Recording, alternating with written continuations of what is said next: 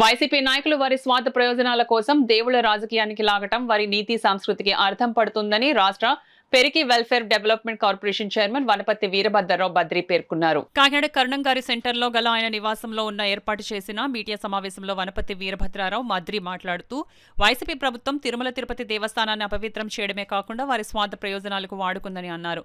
భవిష్యత్తులో వైసీపీ నాయకులకు హిందూ సమాజం రాష్ట్ర ప్రజలు బుద్ధి చెబుతారని అన్నారు. తిరుమల దేవస్థానాన్ని ఏ రకంగా అవహేళన చేశారు, కల్తీ లడ్డూలను తయారు చేశారు.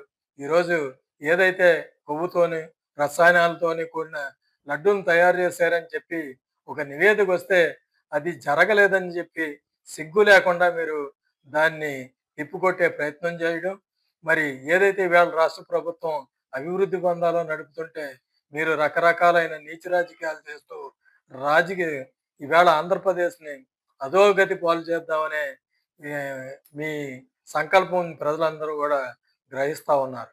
మీరు మారాలి, ప్రజలు మారుస్తారు.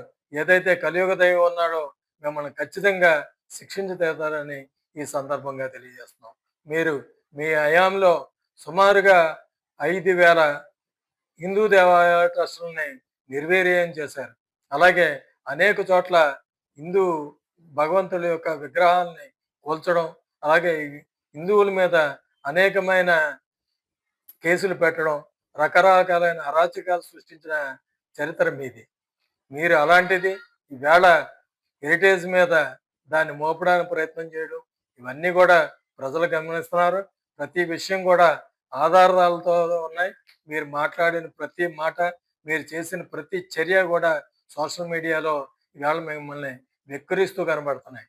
కానీ మీరు గమనించకుండా, ఇంకా సిగ్గు లేకుండా మీరు తెలుగుదేశం పార్టీ మీద, చంద్రబాబు నాయుడు గారి మీద మీరు బురద జల్లాలనుకోవడం చాలా నీచాతి నీచమైన చర్య.